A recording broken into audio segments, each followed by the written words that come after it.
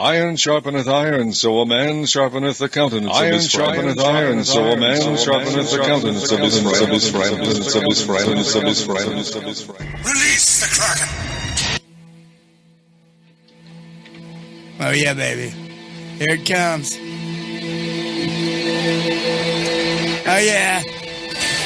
You're listening to The Iron Show with Johnny McMahon. We're proud to have The Iron Show right here on Fringe Radio Network. That's FringeRadioNetwork.com. Oh yeah, yeah, yeah, yeah.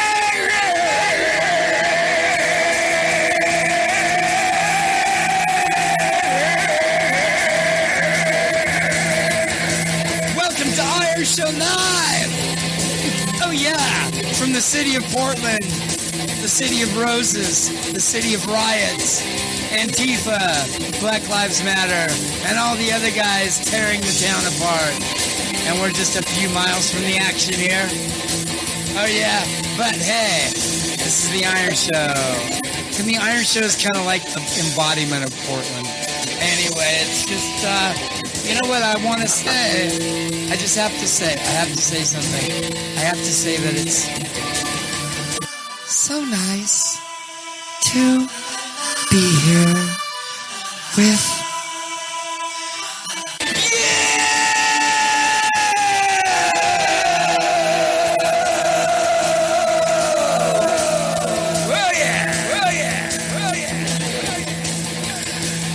welcome everybody. Welcome to Iron Show Live. Oh yeah. We are we are with our dear friend, author Ken Ammi.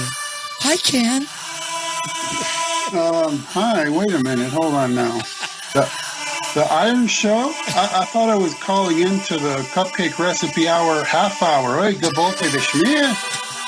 Ken has a wonderful book. It's called 50 Cat Fashions.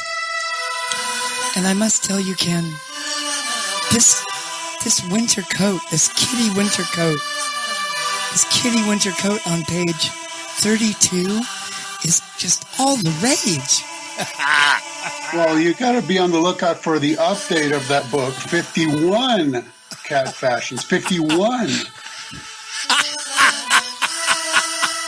Oh, that sounds wonderful. I can't wait to Amazon that. Yeah. Amazon's going to ban it, by the way, because some people, one person on the entire planet got offended at my cat fashion, so they're going to cancel me. Oh, no, you've been canceled. Yeah. Oh, no. Oh, no, yeah. Cat fashion's canceled. Well, I think you know what it was your sexual exploitation on page 14, the kitty lingerie. I don't know. I mean, kitty lingerie. I don't know. Maybe you went. Yeah, that was an unfortunate choice. I like how you put that. You know why I'm getting canceled, really, though, because you know how at the beginning of your show you have the sound clip, release the Kraken, right? Yes. Well, in the COVID era, it's more like release the Karens. I saw you did that on William Ramsey's show. I was laughing so hard. You had this look. Come on, don't let people know I'm just repeating material. Oh! I dropped the ball on that one, Ken. Dude, sorry. Release the Karens. Yeah. That was funny. You did that. You had this look on your face. That was so funny. I was actually, laughing so hard. Whenever someone bends over and their pants drop a little bit, like the old, the old plumber gag where the plumber inevitably bends over and shows a little crack. I always, but people do that. I always say, release the Kraken. I have a story to tell you about that, dude. True story. First grade, there was this little girl named Cindy. What was her last name? Anyway, she was really... Lauper? Cindy Lauper. No, not Cindy Lauper, no. Actually, she was younger than me. No, so first grade, that would have been 1969, 1970. And, this little girl named Cindy, and she was so shy, so quiet, never said anything to anyone, And anyway, so the teacher took us on a field trip to see a construction site. There were some houses being built. Anyway, we saw the carpenter and we saw the roofers and we saw the framers. And we went over and there was this big fat plumber who was installing the sewer stack. And he was bent over and he had this huge old butt crack hanging out, right?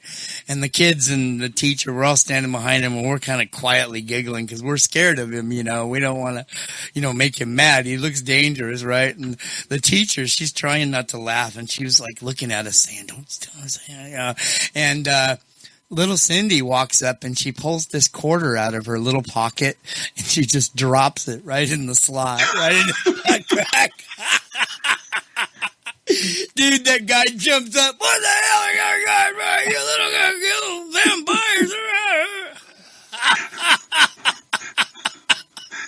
vampires. Will work for coinage. Oh, dude, yeah. That was unbelievable. Man, she had guts. I don't know what she was thinking, but, she'd be like the last person to do that. It was so cute. She just reaches in her little pocket and she just drops it. Let's see what this does. Let's see what this does. Like my dad used to say, hold my beer, watch this. Oh yeah, that's what they're doing down at CERN. That's what they're saying down at CERN. Hold my beer, watch this. Yeah. Wow. Yeah. Yeah, they're playing with fire down there.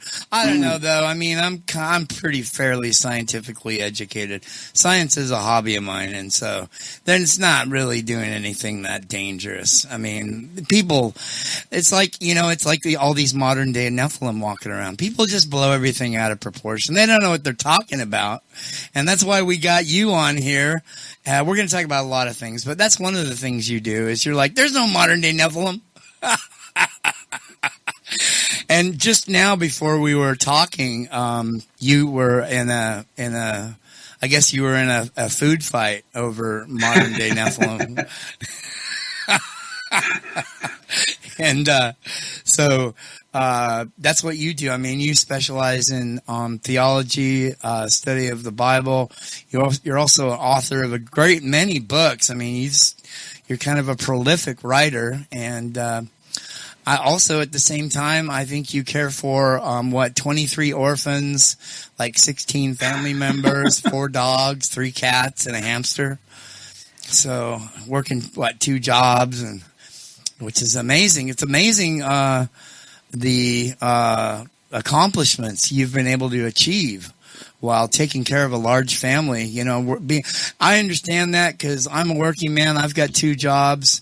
I had to take care of a family and while I was doing all this in the beginning.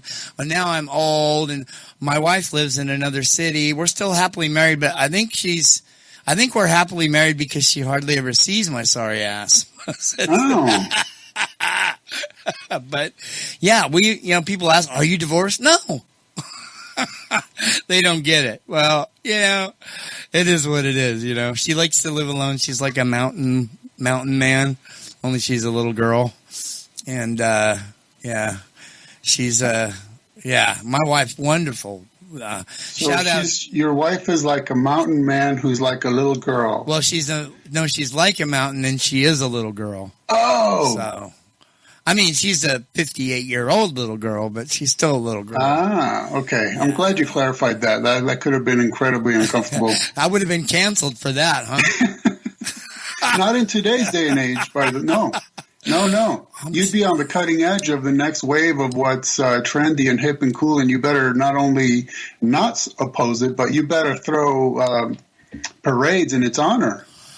Well, now, I was thinking they were going the opposite direction with this new morality. When I was a kid, a teenager in the 70s, it was really cool to have an underage girlfriend. I mean, everybody thought you were cool. And now it's like you're in competition with Round Table Pizza. Oh, yeah. Did you get my joke? Did you get the reference? Yes. I'm so clever. But yes, two small paddles and a small hollow ball on the table. Yes. Comet ping pong. But, yeah, these days though, you know, when I was a kid in my family, when you were 12, you were an adult. That's the McMahon family. When you were 12, you could smoke, you could drink, carry a gun, drive a car, stay up as late as you wanted. When you were 12, you were a man. And that's the culture that I grew up in. So it's not hard to understand. When I was a teenager, you know, I was like 18, my girlfriend's 15. I mean, that's not hard to understand if you think about how I was raised, the culture in which I was raised. But these days, man, I mean, if you're going out with a 32-year-old woman, you're a sick pervert. You know? Oh my God, she's 32. That's technically a child. True. But yeah, I mean, the underage thing, it's like part of the LGBTQ community. It's not, but it's trying to be. Right. And those are the people that are kind of forcing the issue. They're trying to make it acceptable. Like you're born like as a Mexican. And so it's like you can't help that you're born as a Mexican, so you can't help if you if you're attracted to a whole busload of ugly third graders. That's from a joke. Sorry. Well, the thing is, this concept of I was born X, ergo X is perfectly acceptable. You notice it doesn't work for anything else in the entire planet or in human history. No. Right?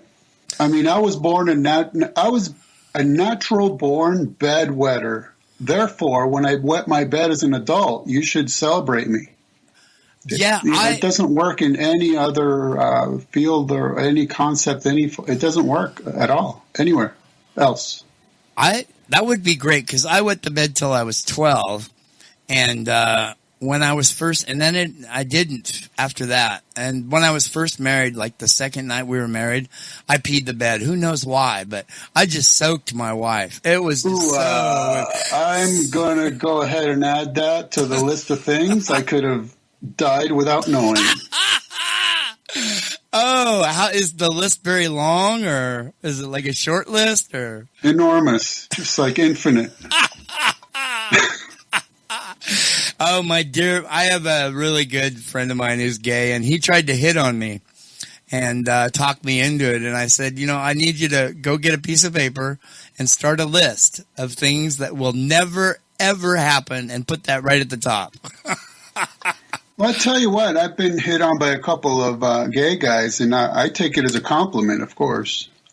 Oh, yeah, I don't get offended, you know. My best friend in high school was gay, Donnie Henson, and, you know, I used to go to Mildred's Palace with him. It was the big gay hangout in downtown Portland back in the 70s, the late 70s, and they let me drink beer. I was 16, so I would sit at the bar, you know, drinking beer, talking to the girls. Well, Donnie would be in the bathroom sleazing out. That was his thing. But, okay, so you were talking to gay girls or straight at a gay bar? Well, there we go. Here's another story. Most of them were straight. And, you know, because they would go in because they felt safe around the gay guys. Right. So here's the issue. And everybody, please pay attention to this because I've been to a gay bar before. Straight women, heterosexual women, like going to gay male bars because they can have a good time and dance around and the guys aren't going to hit on them, right? So what happens is a bunch of straight hetero guys will go to gay bars because they know that. So then they'll go and they'll play this, oh, I don't know, honey, maybe you can get me to change teams.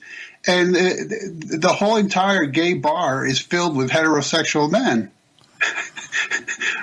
Because they're waiting for the women to come in, right? Oh, so like what's the point at that point? It must make them upset. There's probably one single gay guy in the corner like, what on earth is going on here? Where's all the gay guys? Yeah. That's not how it was in the 70s, though. Trust me. It was like all gay people except for like me and a couple girls at the bar.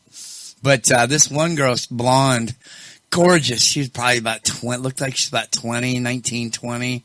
I was 16, and she's like talking to me. We're sitting next to each other at the bar drinking beer, and she's like, she goes, do you find me attractive? I said, oh, yeah, you're killer. Are you kidding me? And because she is absolutely killer. And she goes, well, that's not something a gay guy would say.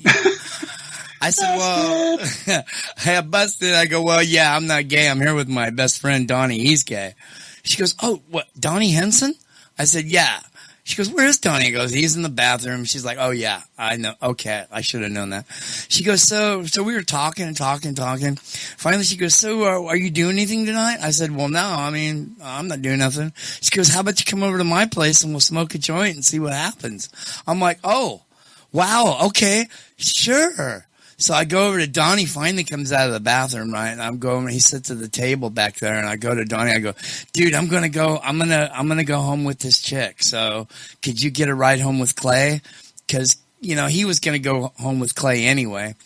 And he's like, you're not going home with him. I'm like, no way, that's not a guy.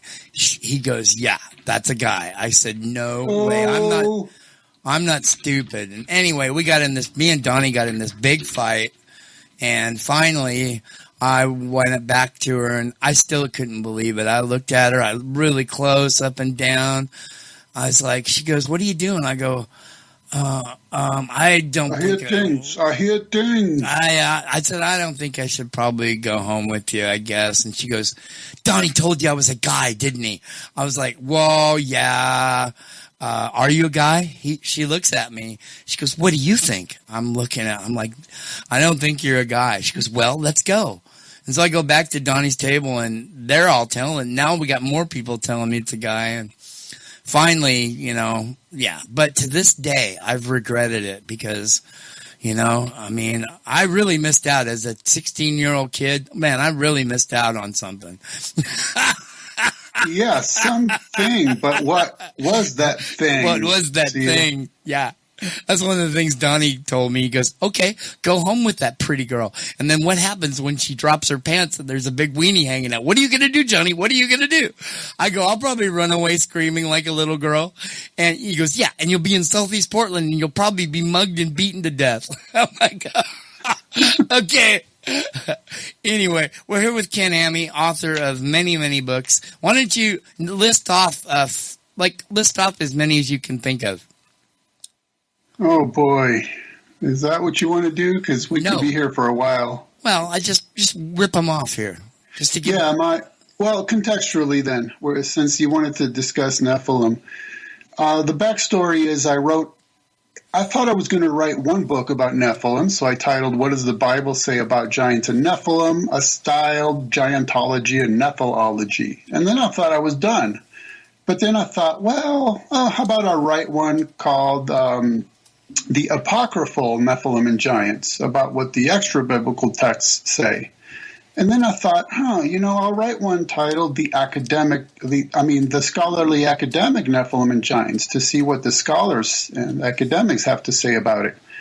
And then I thought, hey, I'll write one called the Pastoral Nephilim and Giants, about what the pastors have to say about it. And then I thought, I'll write one titled Nephilim and Giants as per pop researchers, to see what the pop researchers have to say. Those guys that don't necessarily have credentials, but they're very, very popular. Jim Wilhelmsen, L.A. Marzulli, all those guys. Yeah. And then I thought, well, I'll write one about what Bible commentaries have to say about them. And now I'm currently working on one about what Bible dictionaries and encyclopedias have to say about them. And then I wrote one about, I titled it Nephilim and Giants, Believe It or Not, which is kind of like where I put all the more outrageous, what I call neo-theo sci-fi, just the really outlandish stuff that's claimed about them. I resemble that remark. That's me. I'm neo-theo sci-fi all the way. Well, I mean, not all the way. I'm reasonable about it. I mean, right. And like me and you, like I probably would disagree with a lot of the stuff you say, but I'm willing to be convinced because I'm a truth searcher, and I'm looking to be shot down, and convinced if it's if it's actually. Me too. I literally beg people to correct me when they think I'm wrong. And incidentally, I can tell you from experience that the top pop researchers do not even want to discuss it, period, if they end up seeing that you might be challenging them. And in fact, I'm personally not aware of any of the top pop researchers who have ever debated anybody on these issues, period. As far as I know, nobody. Well, when that's your living, I mean, you're having your bread and butter threatened. And, your children may starve to death if you get in a debate. So yeah, you start your show with the statement about how we sharpen iron with iron, right? Absolutely. And I coined the phrase, which is that when we sharpen iron with iron, somebody tends to get cut. Yeah. Okay. Yeah. So now, I do recognize that when you establish a quote unquote ministry to discuss issues related to Nephilim and quote unquote giants, then it does seem to me that you're forced to make much ado about nothing. But I can't speak to these guys' motivations. I can't speak to their hearts. I can't speak to their thoughts. I can't speak to any of that. I can only speak to their actual claims. So why they do what they do, I don't know. I can only tell you if what they're claiming is biblically accurate or not. I'd like to start this by reading Genesis 6 and interpreting it in different ways, the different ways that I interpret it. Because you'll read it one way, which is your popular theo-sci-fi way. And then I'll read it another way, which is an alternative to that, which I've come up with. And I'll read it another way, which is another alternative. Let me give you like 3 or 4 of my two or three of my alternative readings and see what you think. Okay? What do you think? The Holy Bible, Johnny version. No, I got the King James here, baby. the King Johnny version. Oh, my interpretation. Yeah, the King Johnny commentary on the King James Bible. King Johnny, I like that. The king is dead. Long live the king, baby, the king. Oh, yeah, he's got echo. Oh, yeah,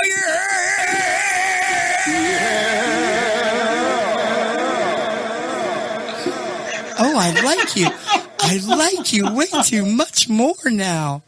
Oh, that's so nice.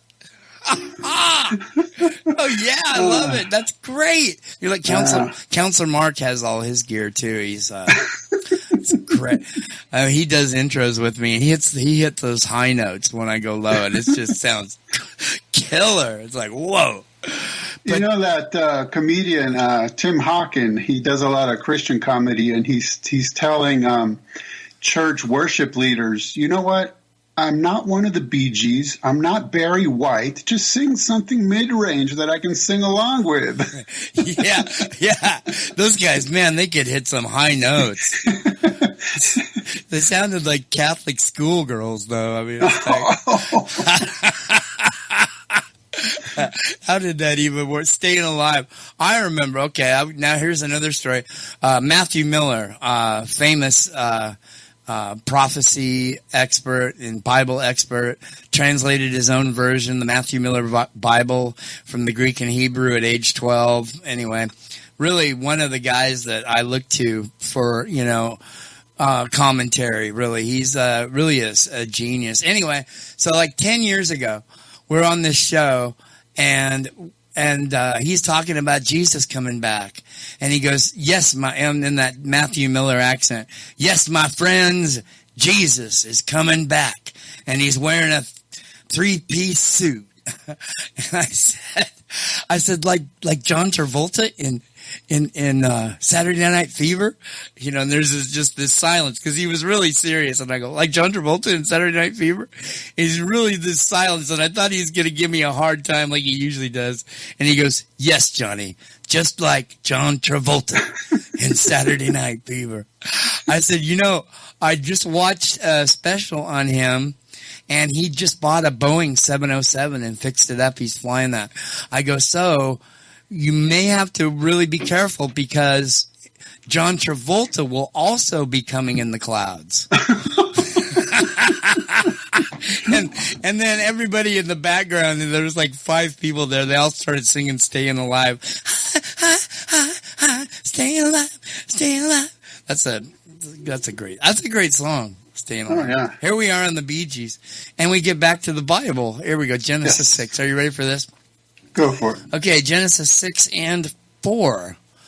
There were giants in the earth in those days, and also after that, when the sons of God came in unto the daughters of men, and they bare children unto them. The same became mighty men, which were of old, men of renown. Okay, so your popular sci-fi Christians, Nephilim guys, will say, okay, look, there's giants in the earth back then, and then also after that, which is after the flood, and then the sons of God were angels, heavenly host, and they mated. They came in unto the daughters of men and bore children unto them. So the heavenly host came, the angels, the fallen angels came, had sex with the women, the beautiful women, earth women, and those women had children, which were Nephilim, mighty men, Nephilim, the men of renown, giants. They gave birth to giants, and then they'll tell you. Then the sci-fi Christians will tell you that God found Noah perfect in his generations, which means he was genealogically purely human, and that him and his family were the only purely human people left on the planet. Everybody else was this hybrid race of all kinds of things. And then the book of Enoch said that the watchers, the fallen angels, even taught the men of the earth how to manipulate the genomes of plants and animals. So you had all these strange creatures roaming around and all these half-breed angel human, and they were all really wicked and evil, and God looked down and the whole earth had just been corrupted genetically, and he had just to wipe it out. He had no choice. So he saved Noah and his family because they were the only ones that were perfectly human left, and they settled on, came to rest on Mount Ararat, and God, that became the modern human race. But then they say that the Nephilim, somehow some of them survived the flood, or there was a second incursion where they came back again and pulled the same act. And then so you have the Anakim, you have King Og of Bashan, all those guys, and they continue. That Nephilim bloodline, giant bloodline, continues on to this day. So anyway, that's the sci-fi Christian view. But there's another alternative reading. Before you give your other view, just one comment about that Neo sci-fi view. It's 99% inaccurate. Okay, go. Oh, okay. Oh, you're done. Oh, okay. Okay, so let's read this again. There were giants in the earth in those days. Okay. This is before the flood. That's the way I interpret that. Because this is Genesis 6. This is all happening before the flood, this whole chapter. So there were giants in the earth in those days. Well, what if he's talking about dinosaurs? That's another alternate reading with just that one sentence or part of a sentence. There were giants on the earth in those days. Well, what if he's talking about dinosaurs?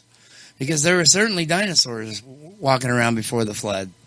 At least, I know if you take a really hardcore scientific view, it's really far before the flood, but they've been finding dinosaur footprints right next to human footprints, and they're dated the same age. They're in the same strata. So, there were giants in the earth in those days. Those could have been dinosaurs. He's talking. That could be addressing the dinosaurs. What do you think? I trow not. You try not to think. No, I trow. It's an old term. I trow not. I know all these words. I have a really good vocabulary, but I don't know that one. Yeah, it's just a way of saying, baby. Oh, okay. So you don't think that's talking about dinosaurs? No, because we're told that they are the result of the sons of God and the daughters of men, No. And that they're born to them. We're getting into my second interpretation. And they're called men also. The mighty men of renown. Yeah. Okay, so now we're getting, so they're not, so there were giants in the earth in those days. You don't think those were dinosaurs? Because this is talking about men. Let's take a step back. I would recommend absolutely ignore the vague, generic, subjective, and undefined, late-dated English word giants. Just ignore it and forget about it. Let's talk about Nephilim. So, no, they're the result of human women and sons of God, and they're referred to as men. Okay, but see, in this interpretation, there were giants in those days, and also after that. Now, the giants in the earth in those days, stop your time period before the flood. Okay? Now we're not talking about giants anymore. Okay? And also after that, when the sons of God came into the daughters of men. So there were giants in the earth in those days. Okay, stop. Now several hundred years go by, and we're not talking about giants anymore. We're not talking about giants. And also after that, when the sons of God, so in other words, the verse is saying when the sons of God came into the daughters of men, that happened a long time after the giants. This is my interpretation. Because it says, and also after that, when the sons of God came into the daughters of men, they bare children. Okay, that's way after the giants. Because it says, and also after that. So that's my alternate interpretation is it's a statement about giants in the earth in those days, and that's it. We're done with the giants. We're done with them. Don't even think about them. And then also after that.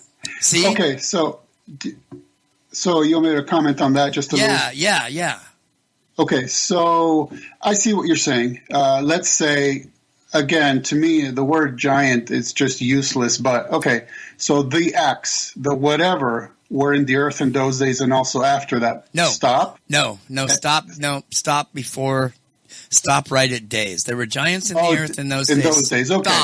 Stop. Let several hundred years pass by. Okay, gotcha. And then more. Now we're not talking about giants. It's like a miniature gap theory. No, it would just be pre-flood history. Yeah, I see what you're saying. You're inserting a gap between the days. I get it. Well, I'm not only inserting a gap. I'm stopping all talk of giants now. Right.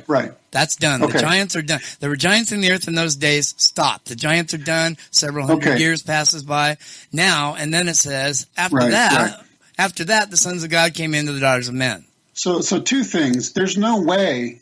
Okay, so what do you mean by giants? Well, I'm just going off my interpretation here. So, that's not a study that I've done, so I can't speak intelligently. But then why do you interpret giants?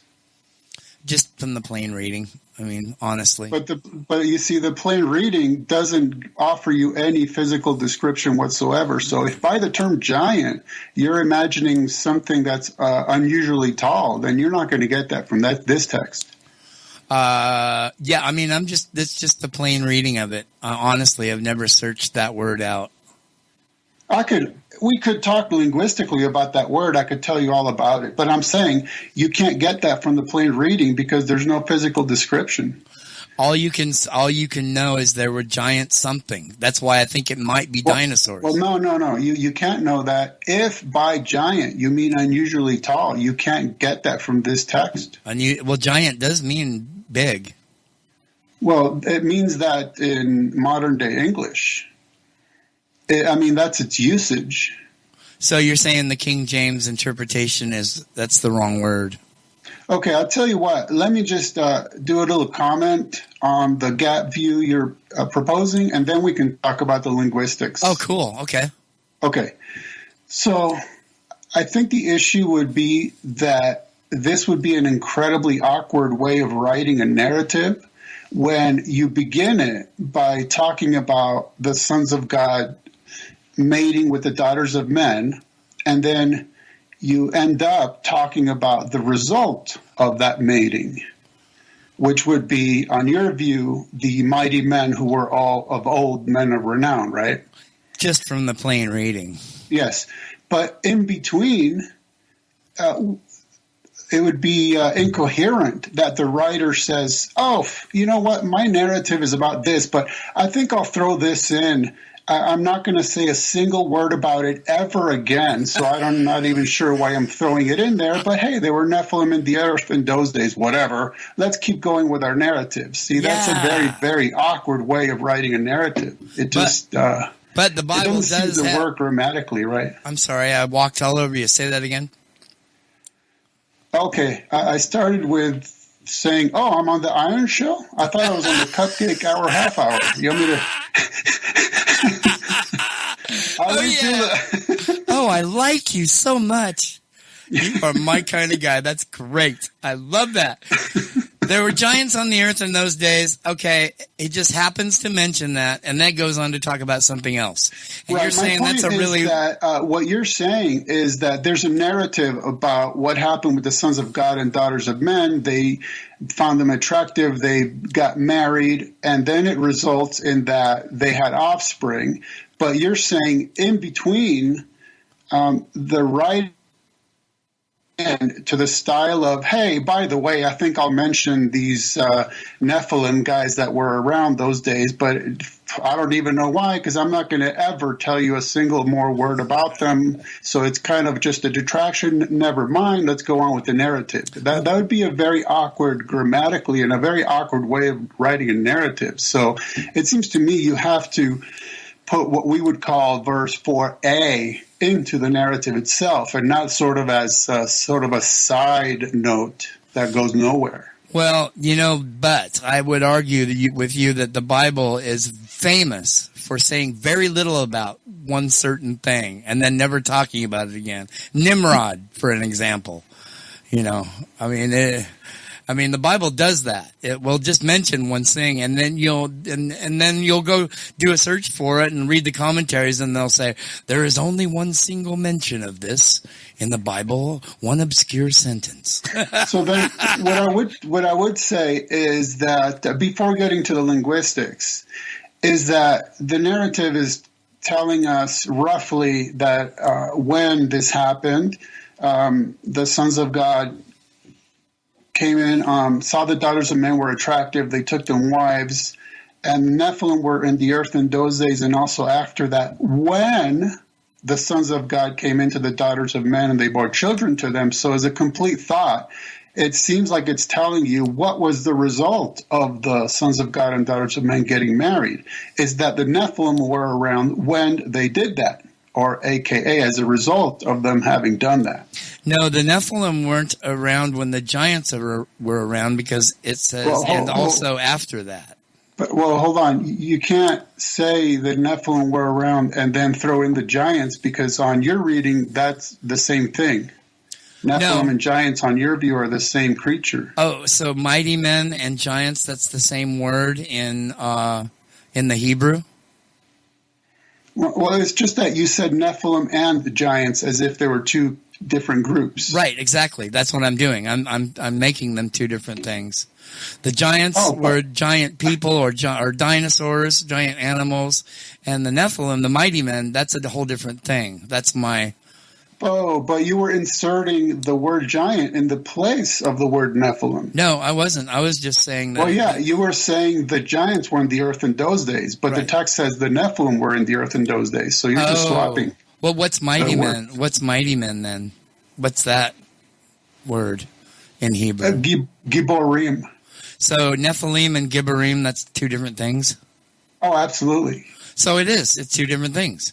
Well, but Gibborim is merely a descriptive term that means might or mighty. Yeah. Yeah. So, yeah, it's just describing that they were mighty. Right, but they weren't big, like the giants, like the Nephilim.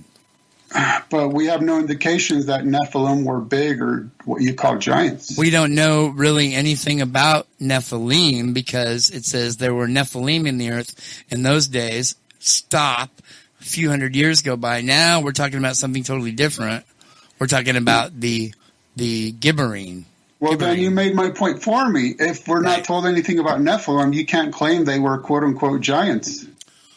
Well, you said there. Well, it reads there were giants in the earth in those days, and you said the word for giant is Nephilim, right? Right. Okay, so that forces us to get into the linguistics issue. Well, the thing is you said that Nephilim and Gibberine are two different things.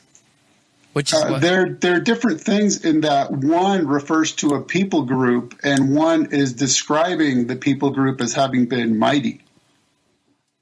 Oh, so every Gibberine is also a Nephilim? No, a reverse. Every Nephilim was a Gibor. Oh. Right? Every Nephilim was mighty, and somehow, we don't know how, but they were. They were mighty. So you can't separate those into two different things and put a gap in but there. What I'm saying is the word Gibor, or Giborim in the plural, is just a description. It means might or mighty. So the Bible uses Gibor or Giborim of the Nephilim, and also of angels, and also of some of David's soldiers, and also of God himself, by the way. If you look at Isaiah 9, he's called El Gibor, the mighty one. So you could separate them if you really wanted to. Well, you have to, because they mean completely different things. But the thing is that Nephilim are being described as being mighty. They are, but it says there were giants there were Nephilim in the earth in those days. And if I want to put a gap in there and talk about something different than the mighty men or the Gibberine, they don't have to be Nephilim. They can be mighty men. On your view, we're just told that the offspring of the sons of God and daughters of men were mighty, right? And they were men of renown, right? Yeah. And I'm not saying, and I'm not saying in this interpretation they're not Nephilim. They're mighty men. That's what I'm saying. Right. Okay. I get it. Okay. So okay. So now we have when the sons of God came into the daughters of men. Okay. Now that term "sons of God." I know a little bit about that just from Michael Heiser, and Michael Heiser maintains that when you see the term "sons of God," it never refers to a human unless it's talking about us who are believers in Jesus. Wherefore, we are given the ability or given the destiny to be sons of God. But that's the only case.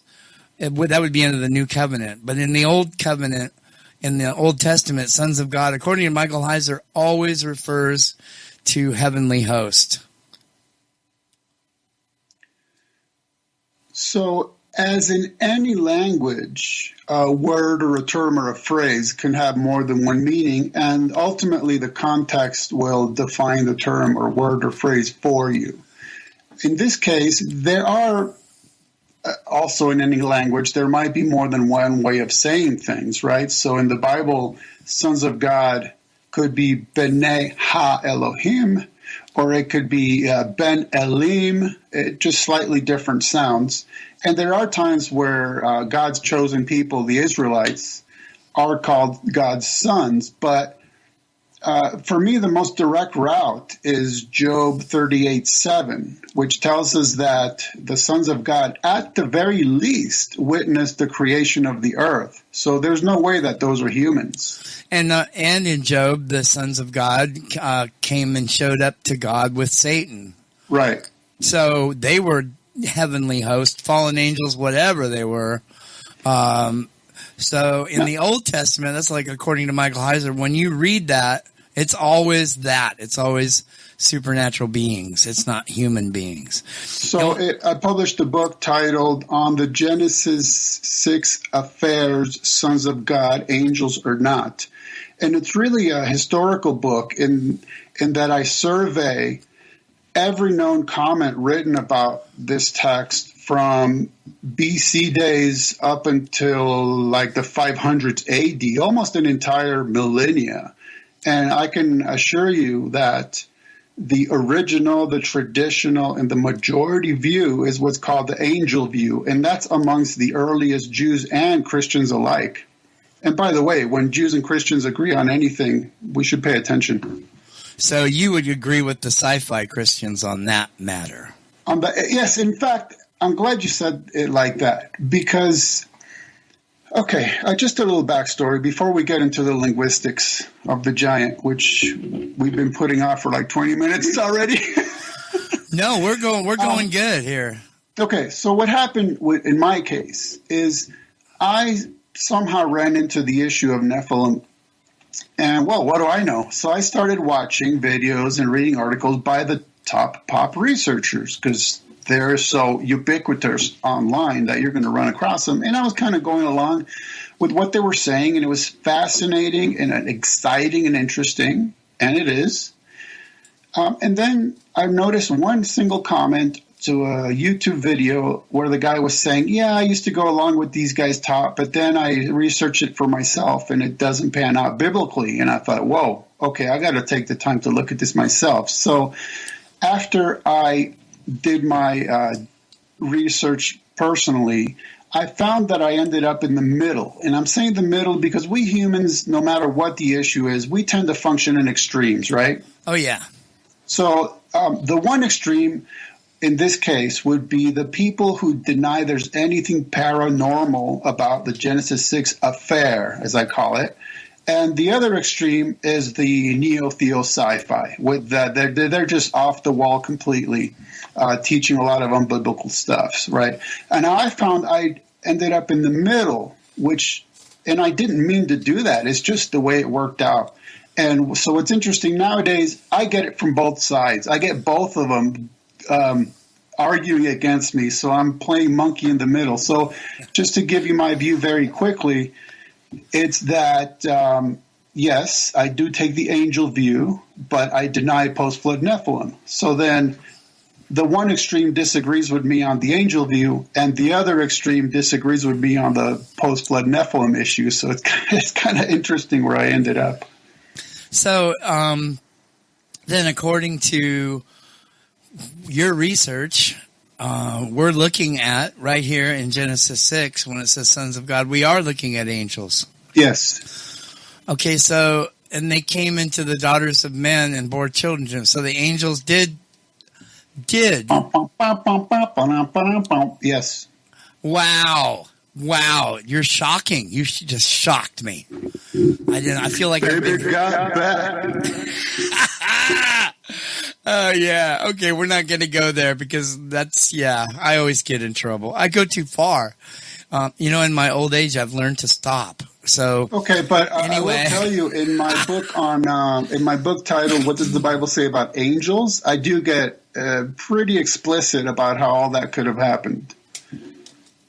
Well, you're saying, one thing that people say, angels are spiritual entities. They don't have bodies. But if you read your Old Testament, you find out, and New Testament, you find out, in fact, they can have a body. That's not a problem for them to manifest. Well, you see, this is a linguistics issue also, because notice that you use the term spiritual, and that's different from the term spirit.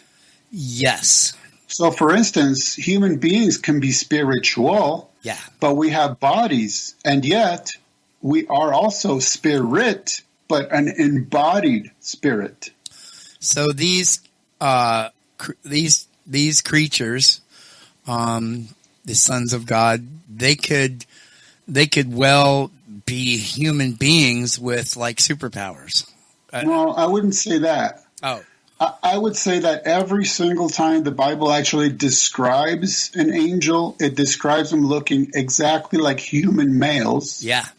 Okay? No wings and no halos or anything like that. No. If you're thinking cherubim and seraphim, that's a whole different category of being. We're talking angels strictly.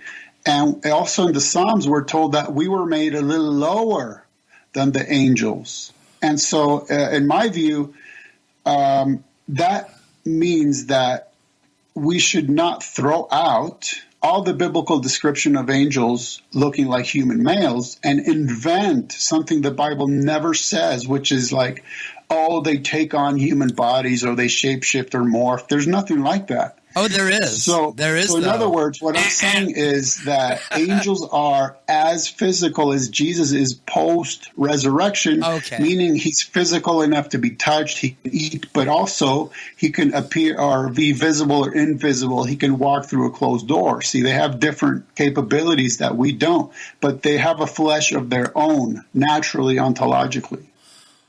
Oh, okay. So I would agree with that.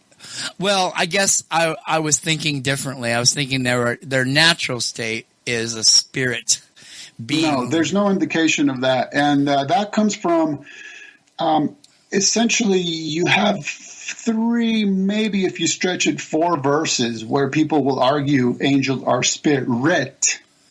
And the issue, again, it's a linguistics issue because in both Hebrew and Greek, you have a certain word, ruach in Hebrew and pneuma in Greek, that can mean either wind or breath or spirit.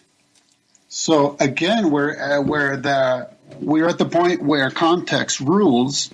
And in a psalm, Psalm 104, verse 4, we're told that he makes angels and then the word ruach. So then do you translate that as wind or do you translate it as spirit? Well, there's some versions that say he makes his angels spirits, but there's many that say he makes his angels winds.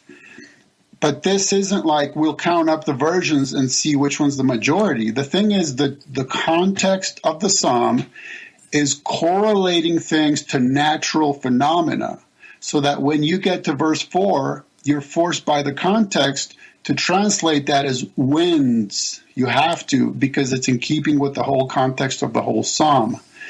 So then you get to Hebrews 1, where one time it quotes that psalm. So then you're forced to still translate that as winds. And then in Hebrews 1, a comment is made on that quote of the psalm. So then you also have to translate that as winds to keep it all contextual. So no, you don't opt for that angels are spirit over against the many times they're described looking like human males. You have to go the other way around. You'll know that there's something wrong with claiming that they're spirit because of the preponderance of the evidence. That's why I just keep doing these iron shows, because every time my eyes get opened and I learn something new and I have a whole different understanding of things. And I want to thank you for that, because that's huge for me. Now I know, now I have a kind of an idea on the nature of angels. Their base nature, is flesh. They're like human males. But, a flesh of their own kind and their own sort. So now let's do this. Let's take this biblical understanding of angels and now let's apply it to Genesis 6. Why is it that it's only male sons of God and only female daughters of men? Right? Now there's a latecomer of a view that's called the Sethite view. Oh, I know. It would tell you sons of God are Sethites and daughters of men are Cainites. But then you would have to ask that. Why is it only male Sethites? And why is it only female Cainites? Why is it that strictly? It doesn't make sense. But on the angel view, it does, because all angels are described as looking like human males. So it makes sense that all the sons of God would be males, and that by definition, then, they would have to mate with strictly female daughters of men. Unless they were gay, but that wouldn't work. I'll behave. Dude, you really opened my eyes on this. Thank you. It's just great. I learned so much on the Iron Show. But you see what I'm saying? Yes. Is once you get a good biblical view of something, then you look at those texts that speak about it, and you're able to understand them a lot better. Yeah. What does the Bible really say? You know. Right. How about we get to the linguistics thing about Nephilim now? Well, I was going to say, I just wanted to say one more time. I wanted to summarize that. So my new understanding of angels is that they are a type of flesh and blood, not like us, but they're naturally flesh, some kind of flesh, but they do have supernatural abilities because I mean we look at when the angel appeared to Samson's mother, and then they roasted some dinner for him, and then the angel disappeared up into the flames. So, indeed, correct. So we know that they have abilities which we would define as supernatural because we don't understand them. So I basically got it right. It's basically exactly. That's why I was correlating an understanding of angels to an understanding of what Jesus is like post-flood, right. Physical, and yet with added capabilities. Yes, and then it says, that we are given the power to become the sons of God. And so we will be like that. That's the resurrection bodies. That's what it's talking about. So we'll be like the angels. Jesus said we'll be like the angels. Right? Am I right yes. so far? Okay. Yeah. So now these were angels in their fleshly state, and they had sex with human women, and their offspring were mighty. And so their offspring apparently, they weren't giants, but they were they probably had some level of additional abilities beyond normal humans. Is that your contention or not? I would say that that's fair enough speculation. Yeah, because we don't know, but we don't know. We're guessing at that. Yeah. So when an angel has sex with a human female and they have a child, we don't know if they have abilities or not. So we're guessing. And, in all those old, Greek mythology and all that, where you have the Titans, which were the same thing, the sons of the offspring of the sons of angels or whatever, gods. So we have some precedent, right, in history of that kind of a description of a human having additional powers. So we're kind of looking at that and kind of speculating, right? Indeed. So you wanted to go into the linguistics, I guess. Go where you want to go, dude. I don't want to get in your way. Okay, yes. So the linguistics of the term Nephilim. If the term Nephilim has its roots in Hebrew, then the root is the word naphal, which means fallen or to fall or to cause to fall. And it implies nothing about height, period. Okay. Now, if the term Nephilim has its roots in Aramaic, then the root is the word naphilah. And here's where we get into something interesting, because scholars who are very well qualified to speak on this, such as Michael Heiser, will tell you that the Aramaic naphilah means giant. In my mind, however, that only begs the question, because I still don't know what you mean by the vague, generic, subjective, and undefined English term giant. However, now, on Heiser's view, I do know, because I know what he's written quite a bit. So he and I actually agree that no one in the Bible is taller than like right around 8 feet. So we know what he means by giant. Although there is another scholar who has written that the Aramaic term naphilah also means fall or fallen and has nothing to do with giant. So in that case, to me, it's a battle of the experts and let them fight it out. Okay, let's set that aside for a second then. Now, what happened is when the Hebrew scriptures were translated into Greek, roughly 300 BC, in what's called the Septuagint, sometimes known as the LXX, okay, what they did for some unknown reason, it's that they rendered, okay, not even translated, they rendered the word Nephilim as gigantes, and they also rendered the term Giborim as gigantes, and they also rendered the term Rephaim as gigantes. Now, just on that basis, and you don't have to know linguistics to realize that's just a terrible idea, because obviously the words Nephil and Gibor and Repha are very different words. So there's really no way you can or should translate three different words with one single word, because then that just causes all kinds of problems, right?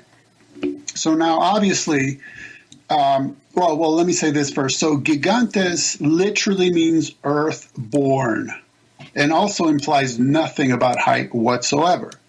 But it's pretty obvious that gigantes, or sometimes gigantos, as Flavius Josephus uses it, or even gigas, it's obvious that that's where we get our English term giant.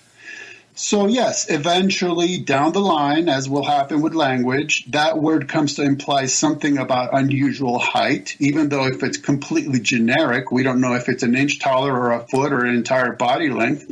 But that's the later usage of the English word. So the problem is when people are reading an English Bible, they see the word giant and they're instantly thinking about like beanstalk tall tales, where they're not recognizing they're really reading the word earthborn, and they're really reading the word in Genesis 6:4, they're reading the word fallen or fall. They're not reading anything about unusual height, since we agreed already Genesis 6:4 does not provide us a physical description of them, whether you want to call them Nephilim or giants or dinosaurs. It doesn't matter. We're not told any physical description of them at this point whatsoever. Unless the root word is from the Aramaic, then we are talking about something big, right? Well, but again, one scholar will tell you it means giant. The other will tell you it doesn't.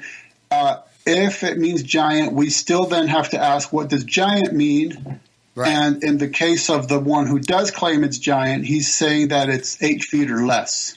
One thing, though, that you have to deal with is if you had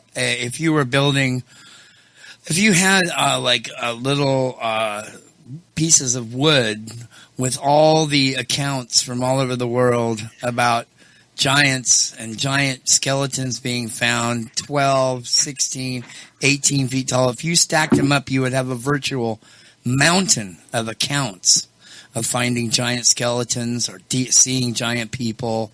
I mean, what do you do with that? I mean, somehow you have to deal with that. So the first thing I would do is to say, okay, let's deal with that. But forget incorporating Nephilim into that, because the fact is we have no reliable physical description of them. So that's two different categories. Nephilim's over here, quote-unquote giants are over there. So we need to separate the two instantly and then talk about both separately.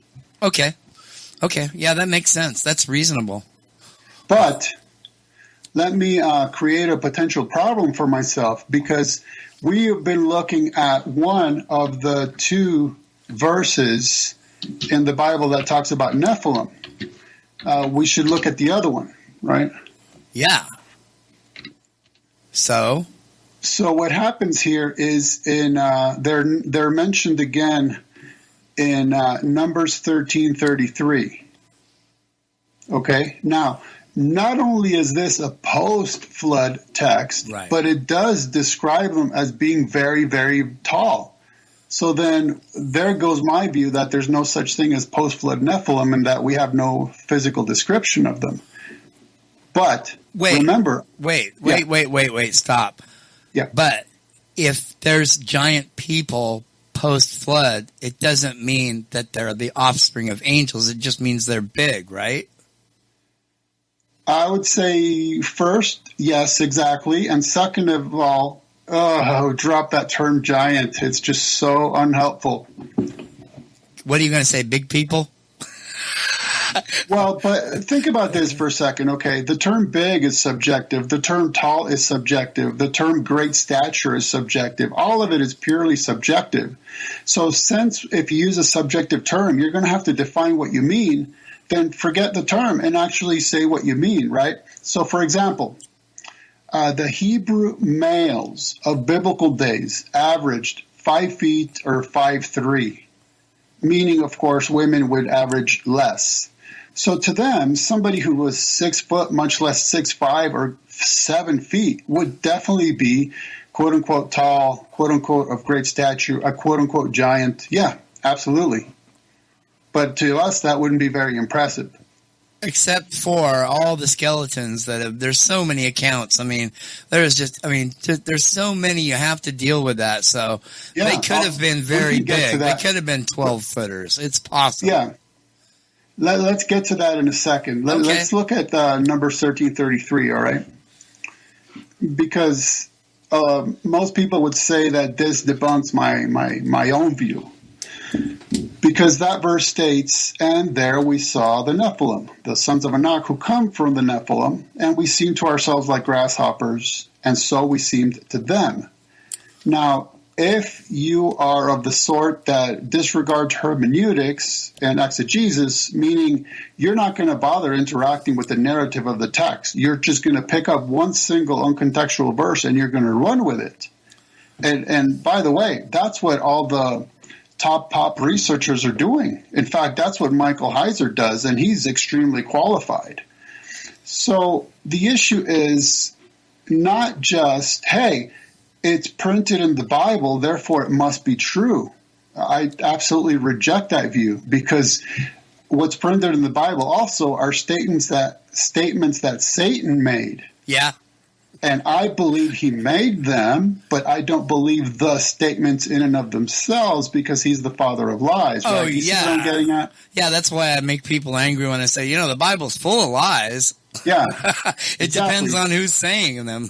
So the issue isn't, hey, it's right there. I can point my finger at this one verse, but wait a minute. Who said it? Why did they say it? How was it taken? Etc. So I'm not going to turn this into a detailed Bible study, but let's just look at the narrative of chapter 13 in Numbers for a second.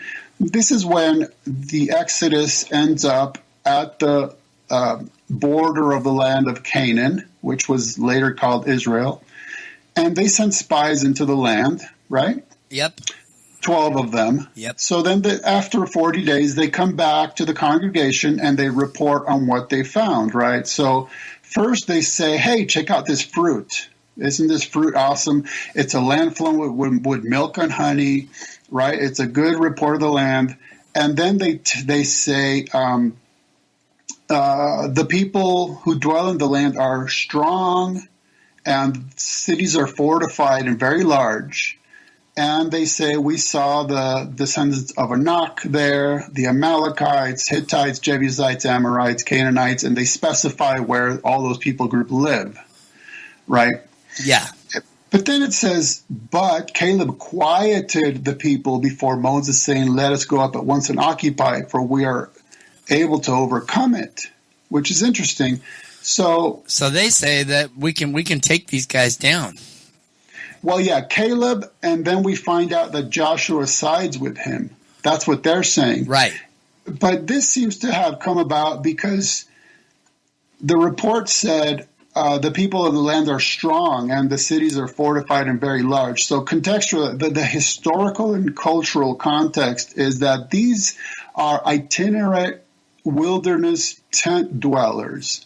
And all of a sudden, they're facing large cities that are well fortified and protected. So that's intimidating to them. It's scary. Oh, right? Yeah.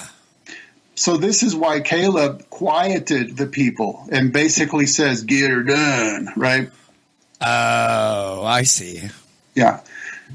So then the narrative is very specific. Then the men who had gone up with him, so the other 10, say, we are not able to go up against these people, for they are stronger than we. Okay, pause.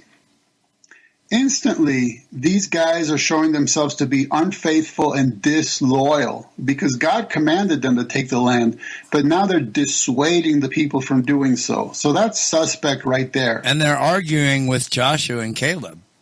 Right. Who are God's people right there? Those are God's boys. those are the Lord's boys, Joshua and Caleb. So that looks funny. Something's funny going on there. The very next verse says, so they brought up to the people of Israel a bad report of the land, or some translations have it an evil report. So what happens is we're told of the original report that's accepted as is. Then Caleb encourages the people, but the 10 discourage the people. And then the narrative tells us, okay, but you know what they did next? They gave us a bad report of the land. And here's the report. So you could read it as an evil report, like they were lying. Right. Like they were lying, right? Could you read it that way in the linguistics? It's not so much the linguistics, it's the contents of the report that are a problem. So yeah, I'm going to conclude that they were lying, but it's not because of a word. It's because of the content of the report. Yeah, but you said bad report, which could also mean evil report. So it does. Yeah. That word does matter, right? Yeah, I'm saying that there's versions that have it as bad and versions that have it as evil. So it's definitely telling you there's something wrong with this. Okay. Go ahead. Sorry. So here's what they say. The land through which we have gone to spy it out is a land that devours its inhabitants. Well, okay, hold on a second. That just contradicted the original report, which said it was a land flowing with milk and honey. Right. So that's a straight up contradiction. So now these guys are unfaithful, disloyal, and contradictory. And they go on to say, and all the people we saw in it are of great height. Okay, hold on just a second. Twice we were told that the people of the land are strong, but now they're embellishing that. They're saying, oh yeah, by the way, all of them are also of great height. Okay? So they're changing their story. Yeah, at least embellishing. Yeah. At this point. And then it's the verse that I already read. They claim to have seen the Nephilim. They claim the Anakim are related to Nephilim. And they claim that Nephilim are very, very, very tall. Okay, so now, the issue here is that they made 4 claims about which the whole entire rest of the Bible knows nothing. One is that all the inhabitants of the land were of great height. You won't find that anywhere else in the whole Bible. They claim that there's post-flood Nephilim. You won't find that anywhere else in the whole Bible. They claim the Anakim were related to Nephilim. You won't find that anywhere else in the Bible. They claim the Nephilim were very, very tall. You won't find that anywhere else in the whole Bible. And so they actually contradict Moses, they contradict Caleb, they contradict Joshua, they contradict God, and they contradict the rest of the Bible, because all of those affirm that there were Anakim in the land, but they don't say a single word about Nephilim ever, period, full stop. So you have so many problems with just picking up this one verse, including a couple that are more like textual. So, for example, in Deuteronomy 1, 27 and 28, Moses is looking back on this event, and he does relate that the spies refer to Anakim, but he absolutely ignores Nephilim as a non-issue. And then, interestingly enough, if you look at the Septuagint for this verse, which is generally verse 34 in the Septuagint, it mentions Nephilim, but it doesn't say anything whatsoever about Anakim. So then there's a textual issue. And then there's, to me, a common sense issue here, because if they truly saw the most awe-inspiring beings on the planet, is the first thing they do when they get back to the congregation to say, hey, guys, check out this fruit? Yeah. Oh, let's talk about the land next. Yeah. Oh, let's talk about the cities next. Then let's talk about the people. And then eventually, when you're pushed into a corner, you're finally going to say, oh, yeah, by the way, gosh, almost forgot to mention, we saw the most awe-inspiring beings on the planet. Come on. Come on. Come on. Also, and there's more. There's more, folks. You remember that in the original report, they specifically listed every single people group they saw. And what? They forgot to mention, oh, yeah, we also saw Nephilim. A slight thing to forget. Oh, they didn't talk about it the first time. Yeah, and they specified where each people group lives. earlier they had told us where the Anakim lived. They say the Amalekites dwell by the Negev, Hittites and Jebusites, Amorites in the hill country, Canaanites dwell by the sea and along the Jordan. But Nephilim, they just say, yeah, we saw them. They can't even specify where. So that's a missing data point. And this right here, this event is what led God to then have them wander the wilderness for 4 decades. This right here. So there's a tremendous number of problems with this narrative, and how somebody could just pick up that one verse and run with it and build an entire theory that encompasses the entire Bible essentially on it is shocking to me. It's absolutely stunning. Well, that's an educating point of view right there, Ken. And the reason I'm saying that is because what they'll do with this is they'll take that one verse, then they'll jump back to Genesis 6, and they'll not only think that Nephilim were very, very tall, but what they'll do is they'll use it to misinterpret those days and also afterward. And they'll tell you that afterward means after the flood. Okay. Right, but we don't know that. This is all pre-flood, if you ask me. That's what exactly. reading. I agree.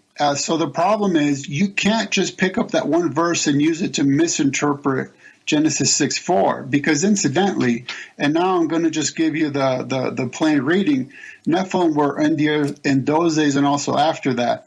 When was that? When the sons of God came in into the daughters of men and bore children to them. So then the question becomes, when was that? Well, verse 1 told you. When men began to multiply on the face of the land and daughters were born to them, the sons of God saw the daughters of men were attracted, and so on.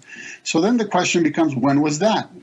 I have no idea. I mean, it could have been as early as when Adam and Eve's children started having children. But the point is, it's all pre-flood because they were around in those days when that first happened, and also after it first happened. It kept happening, but the flood brought an absolute and ultimate end. Nephilim did not survive the flood. They did not return, and they never will. Period. End of story.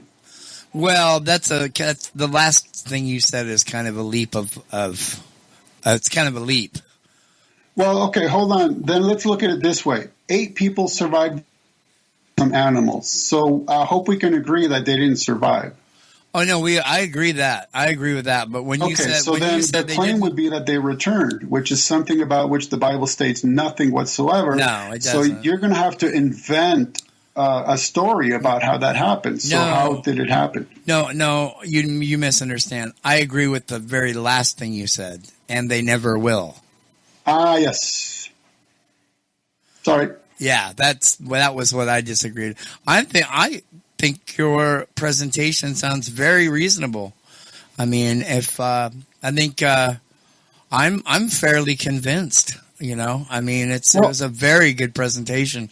And I just want to know the truth. Explain one thing, okay? So, for instance, I often have atheists tell me that Adolf Hitler was a Christian. And I think to myself, wow, it's hard to believe that Nazi propaganda is still alive and well, right?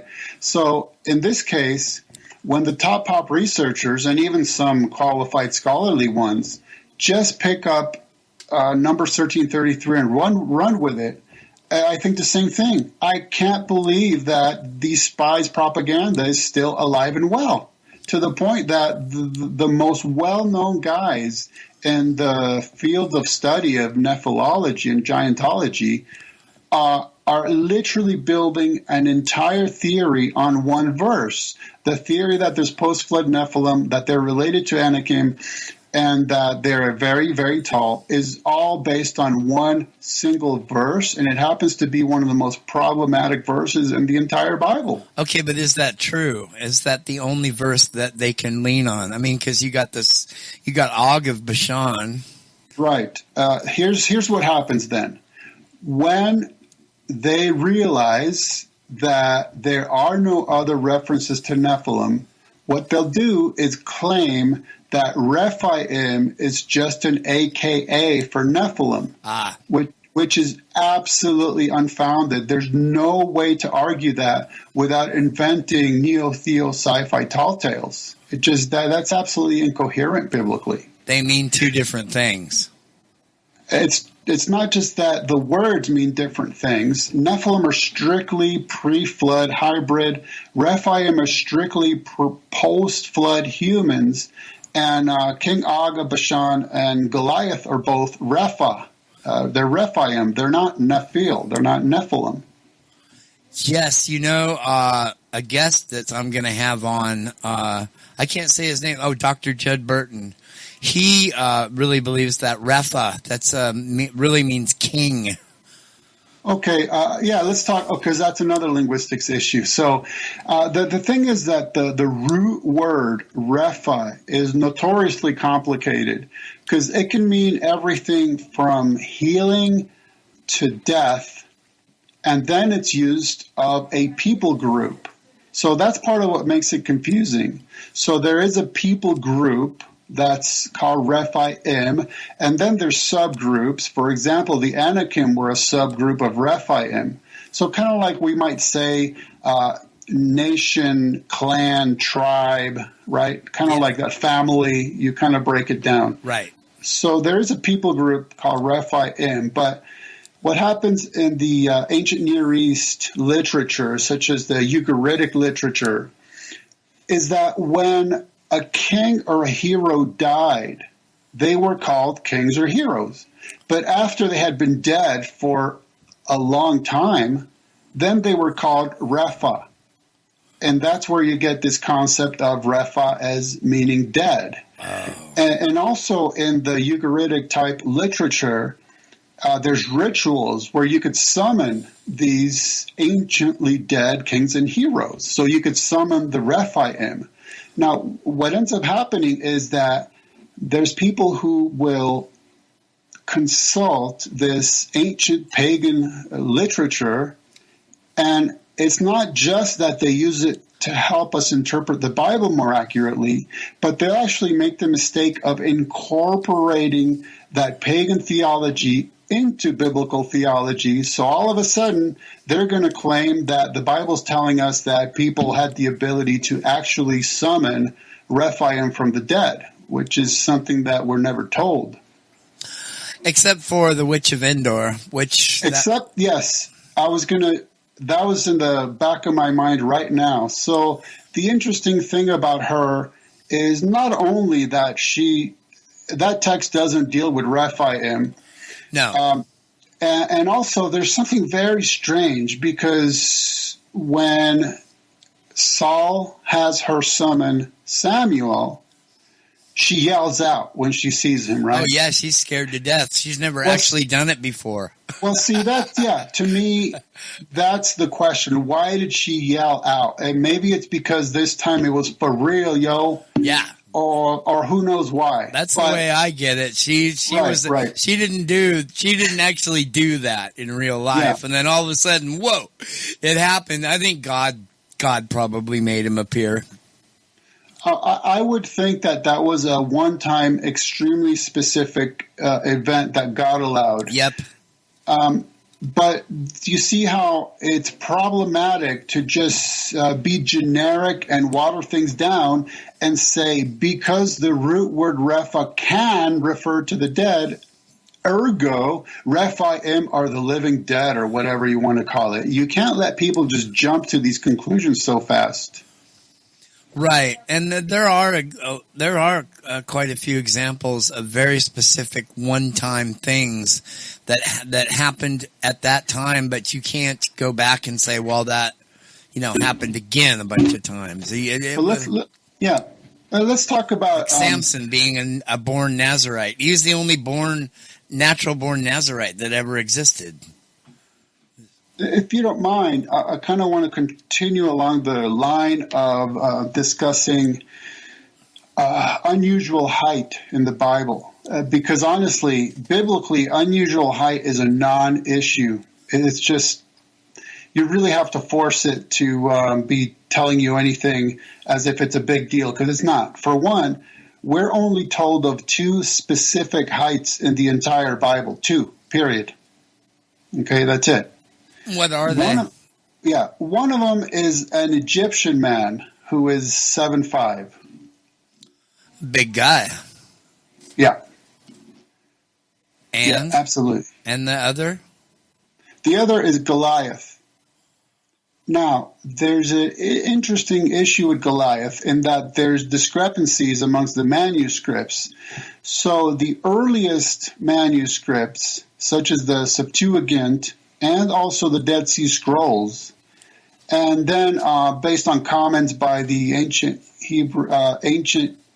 Jewish historian Flavius Josephus, they have Goliath as being just shy of 7 feet.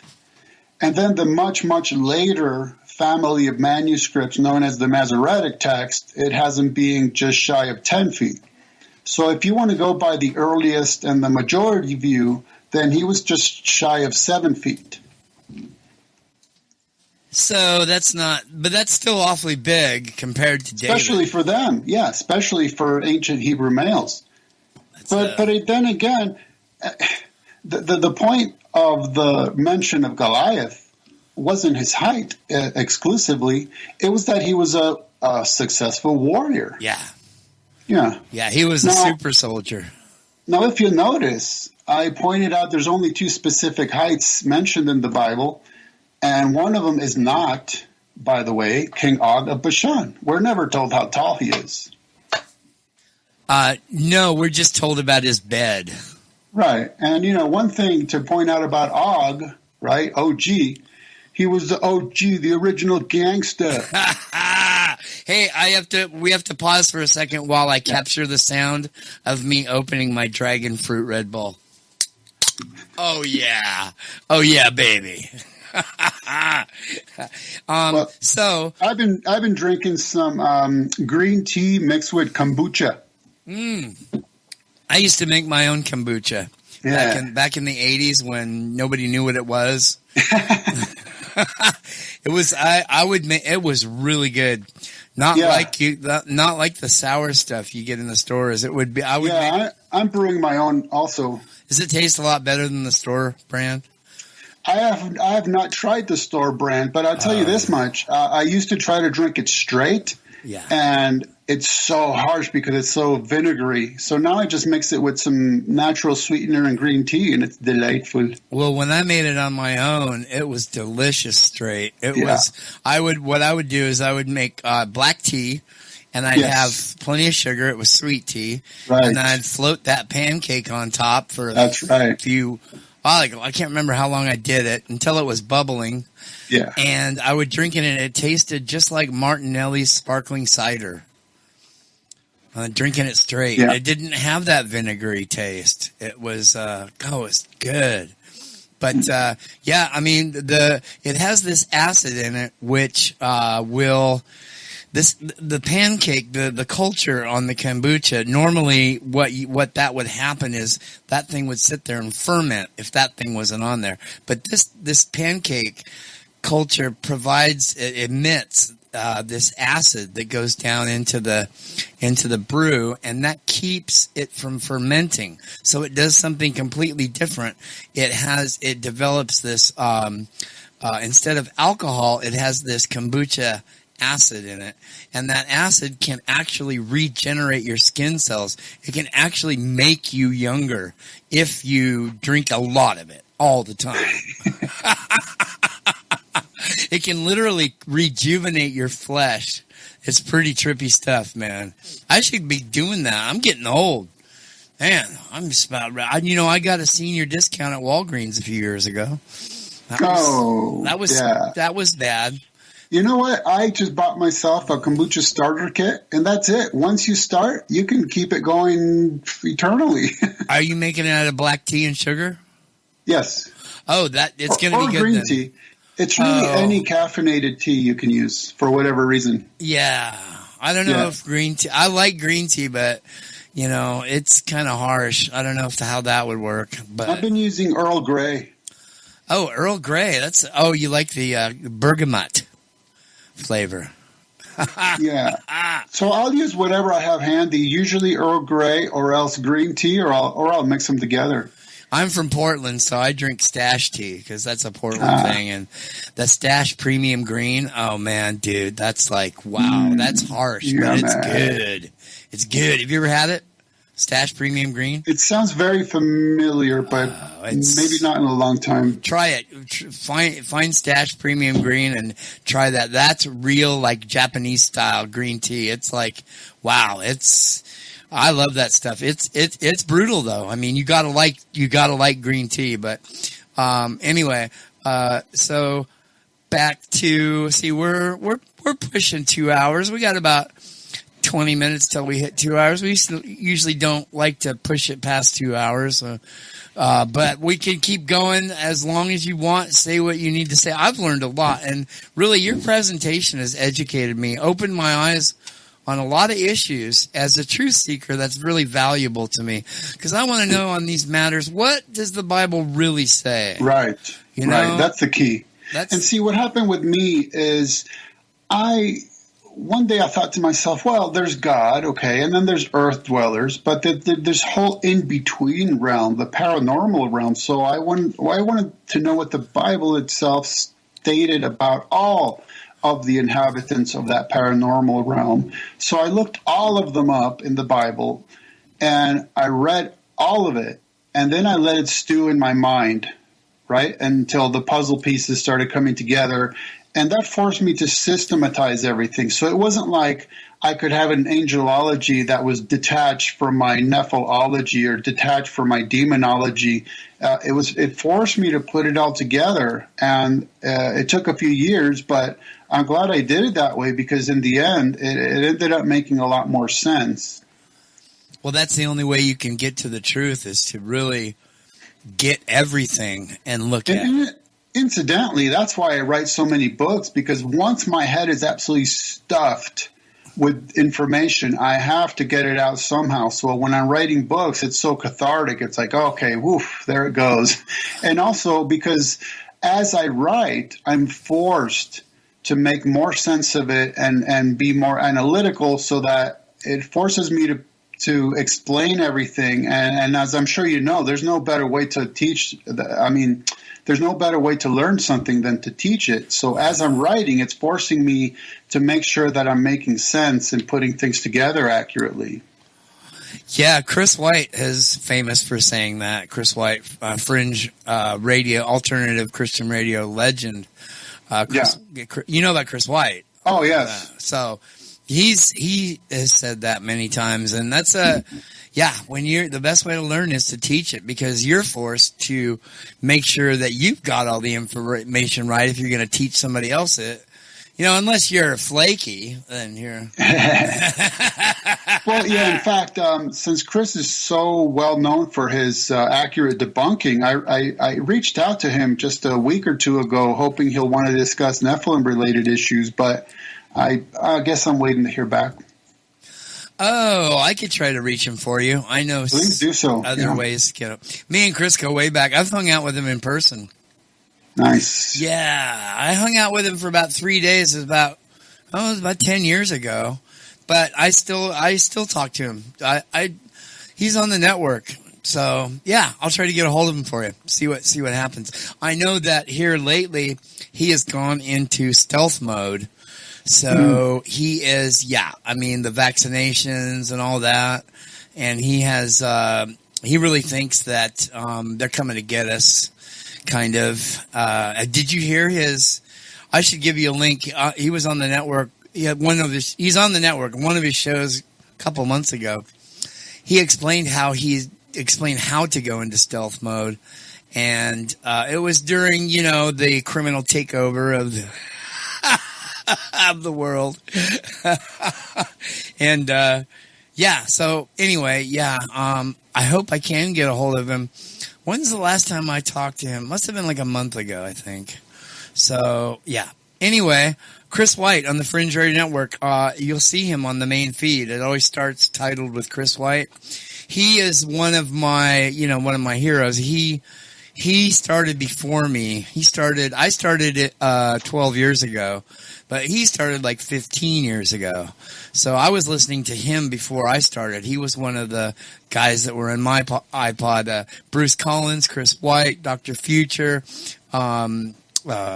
Marzulli, Pastor Lynn. I've known Pastor Lynn for probably 15 years.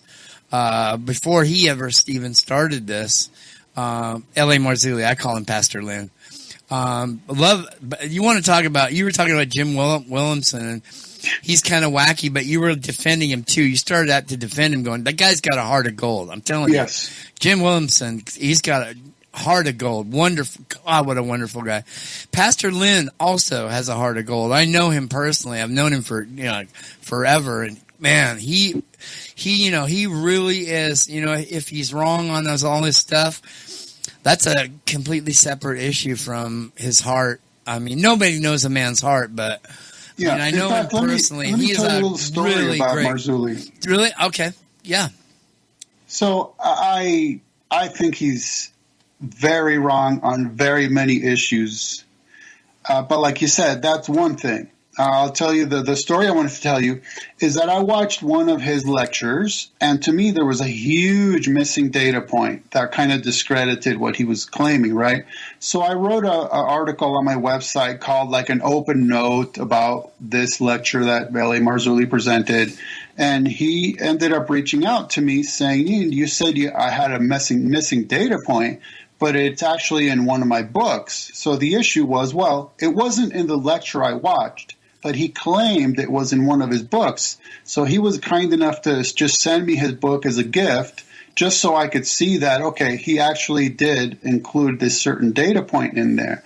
So I thought that was an integrity move. I thought it was very nice of him to do that, to say, look, you just misunderstood, and it was just a matter of it wasn't in the lecture, but it is in the book, and that was great.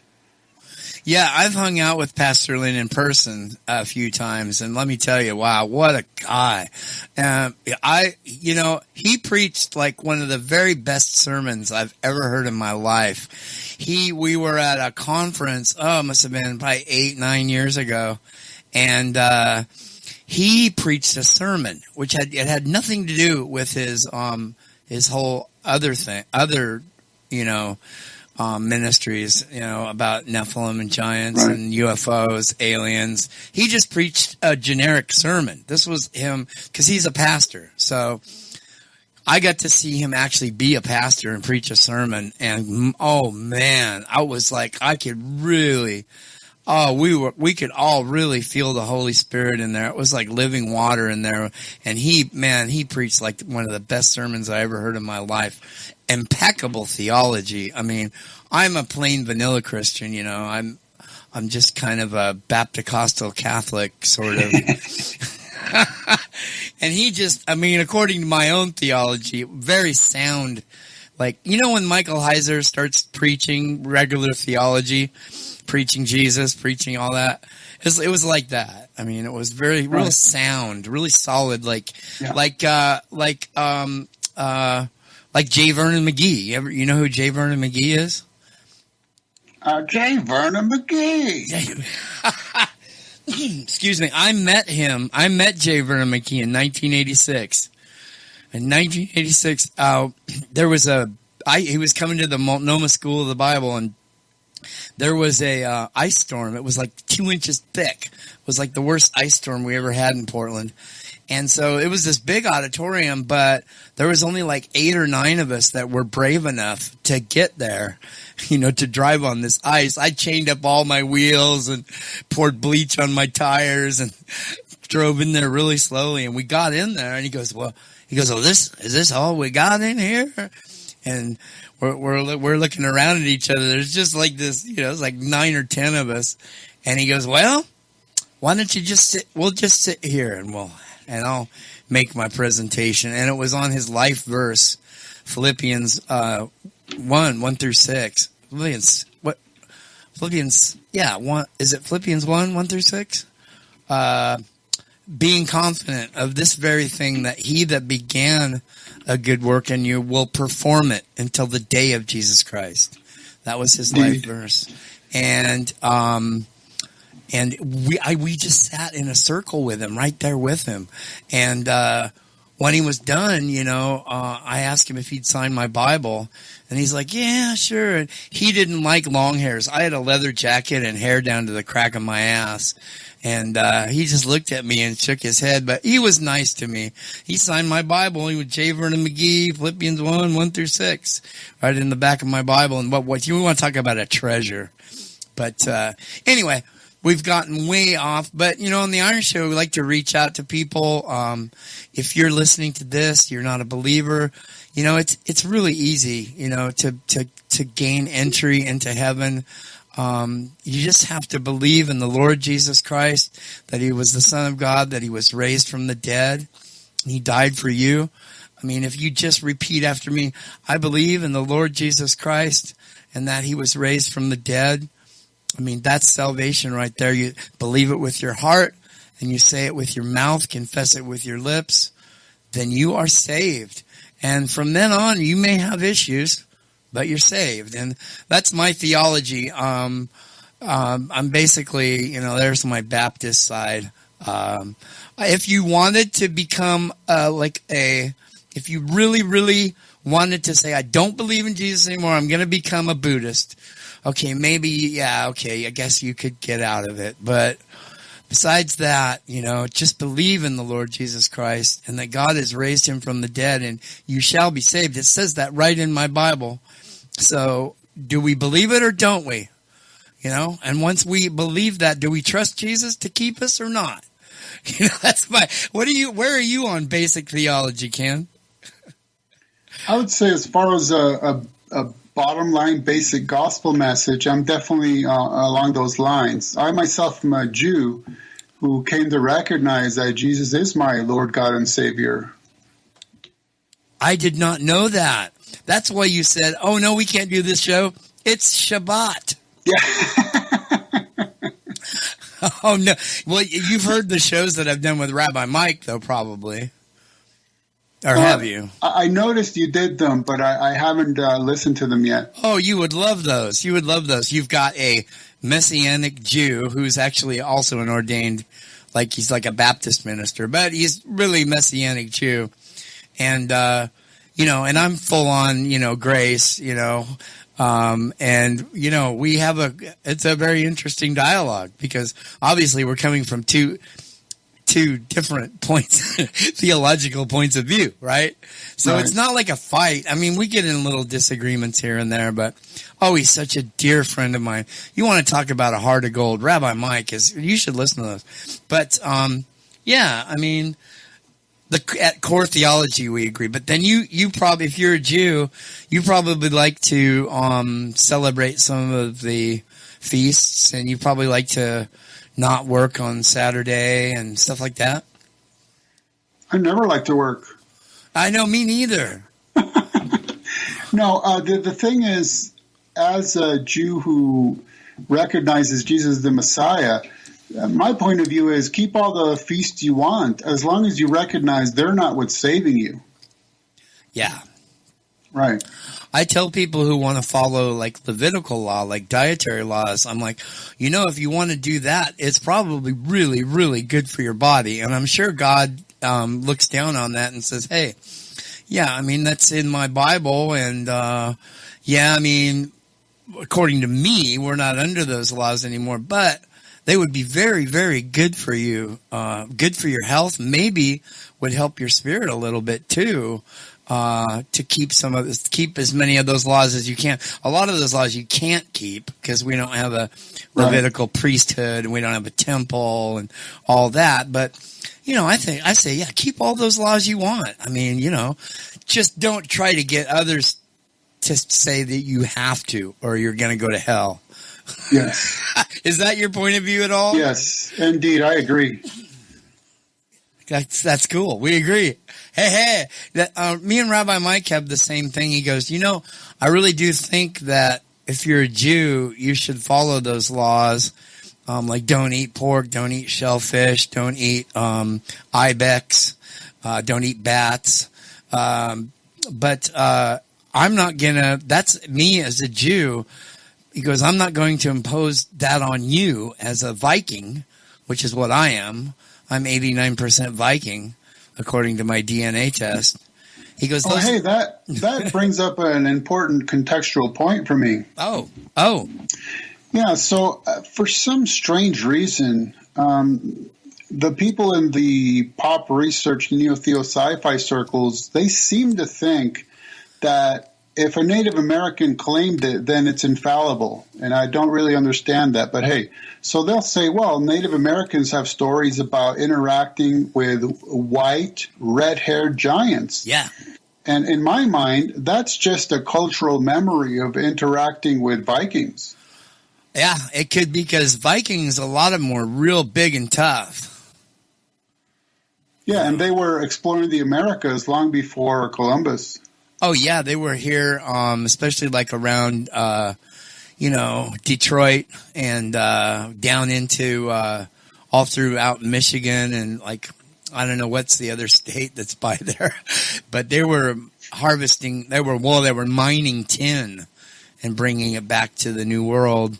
I mean, we know that there's just so much evidence of it. In fact, okay, so that makes me think, as we're closing the show, I should make a certain point that I generally like to make after I'm basically blowing a bunch of stuff out of the water to whatever degree of believability.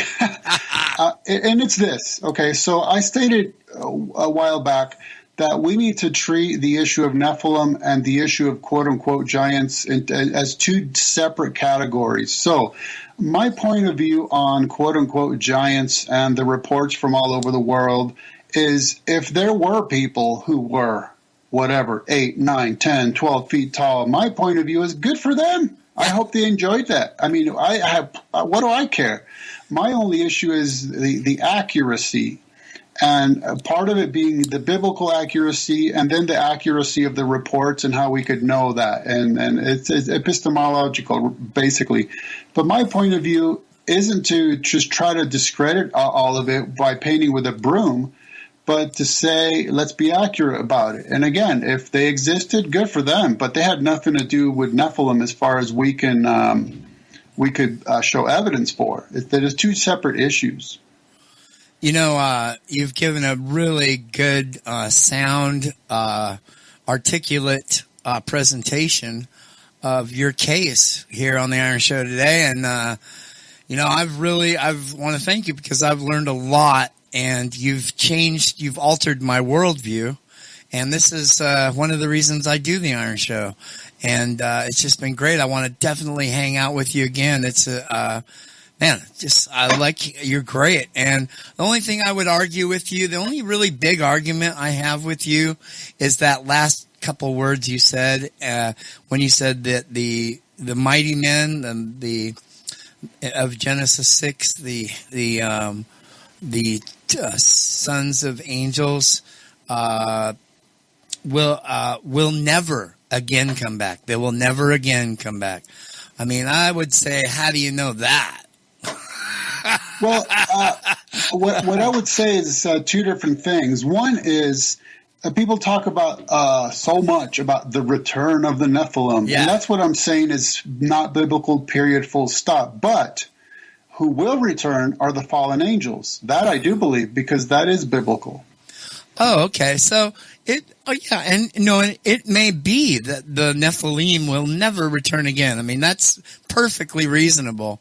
But to say that they never will, and you know that for sure, that would be my only argument. Well, with maybe, okay, let me take a step back this way then. I can't claim to know that personally. What I can claim is that if we're going to base our views on Nephilim on the Bible, then it gives us absolutely no indication whatsoever that they'll ever return. So then you have to say, well, does that mean the Bible gives us a full enough picture that we can conclude they never will or not? Then that would be a separate issue. But what I'm saying is this. They're mentioned pre-flood as a reliable reference. They're mentioned once post-flood as an absolutely unreliable, scare tactic, fear-mongering, don't go in the woods type of tall tale.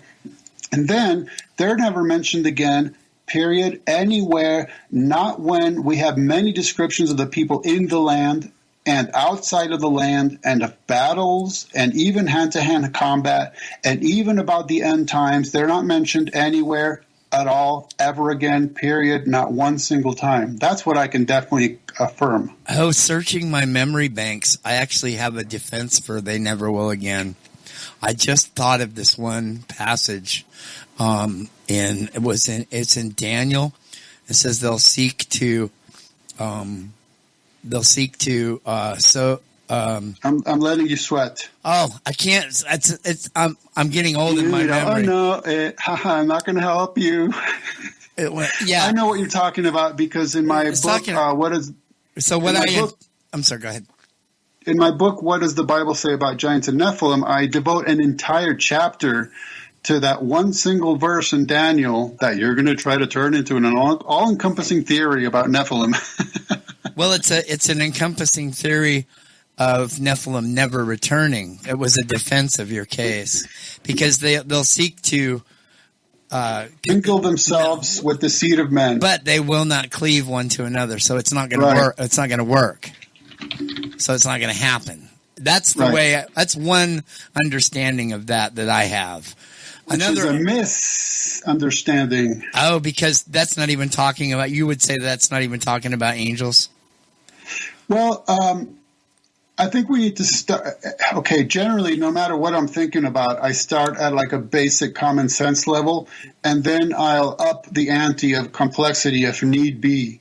So in this case, I'll start by saying, okay, well, the issue is the entire book of Daniel has no context in which to artificially insert the issue of Nephilim. It doesn't exist in the whole book, so that would make it at least a difficulty to try to insert that into it. Well, it does have prophecy about these end times, though. Okay, yes, but that's my point. It talks about these end times, but it says nothing about Nephilim, not a single word. It just says they. We don't know what do you call that? Determiner? No, it's not it. The antecedent to they. We don't know the antecedent to they. So the issue would be because we are coming to that one single verse with a preconceived mindset that it must have something to do with Nephilim because we're desperate to find a single verse that says anything about them beyond the evil report, then we're going to read into that verse what we want to see there. And my point is that the verse itself doesn't imply any such thing. If anything, I would say it's just a grammatically odd verse. Let me give you an example, okay, from Jeremiah 31, 27 through 28. Okay, listen to this one. Behold, the days come, saith the Lord, that I will sow the house of Israel and the house of Judah with the seed of man and with the seed of beast. And it shall come to pass that, like as I have watched over them, to pluck up and to break down and to throw down and to destroy and to afflict, so I will watch over him to build and plant, saith the Lord. So now he said he's going to sow the house of Israel and the house of Judah with the seed of man. So on the neo-theo sci-fi interpretation, this would tell us that the house of Israel and Judah were not human. And of course, that's just absolutely fallacious. But to me, it's a parallel to the Daniel text you're talking about, because it says, whereas thou saw the feet of and toes, part of potter's clay and part of iron, the kingdom shall be divided. I'm sorry, I'm reading the wrong verse. Let me just scroll up to find it. They shall mingle themselves. Whereas thou sawest iron mixed with miry clay, they shall mingle themselves with the seed of men, but they shall not cleave to one another, even as iron is not mixed with clay. That's it. Okay, so when you contextually, in the greater context, you read the same sort of statement in Jeremiah, then it's plain that it's not necessarily talking about some non-human beings not really mixing with human beings, but that what Daniel is talking about is two kingdoms that are going to have some sort of relationship with one another, but they're not going to like intermarry and form like familial style of relationships like it was often done in the ancient days, where kings would forge relationships with each other by marrying off their daughters to kings and so on. Yeah. They're not going to do that. They're going to have some kind of relationship, but it won't be that way, because these are two different kingdoms that are very different. Yeah, that's what conservatives say, and then sci-fi Christians will go to that verse and they say, well, if they're going to mingle themselves with the seed of men, they must not be men. Right. Which, again, that's the reason for reading something like in Jeremiah, the house of Israel and the house of Judah with the seed of man, as if they're not the seed of man, but they are. So, okay. You know what I'm saying? You can't just read that forget the verse. They're reading the one single word, they. And they're building a theory on one word. It's just not, it's not proper. Okay, Ken, but what is the antecedent to they? Who is they?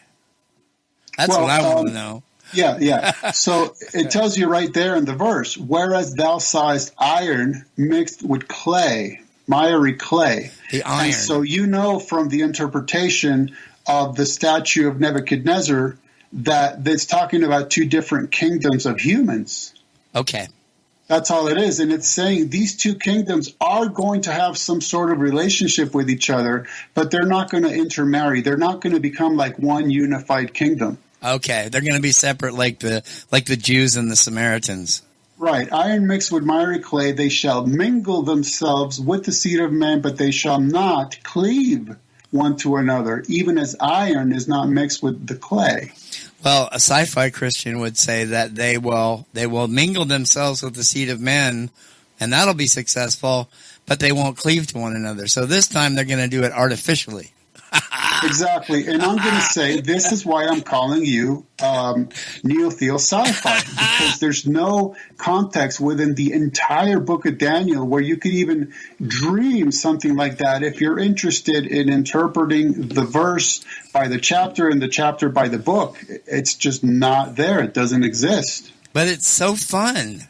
Well, that's remember what I stated up front is that when I was listening to these pop researchers, I still find them fascinating and interesting. And if they were actually doing strictly sci-fi, I think they could make a great career out of it. My problem is when they claim that they're actually doing theology, and that's where it all goes wrong.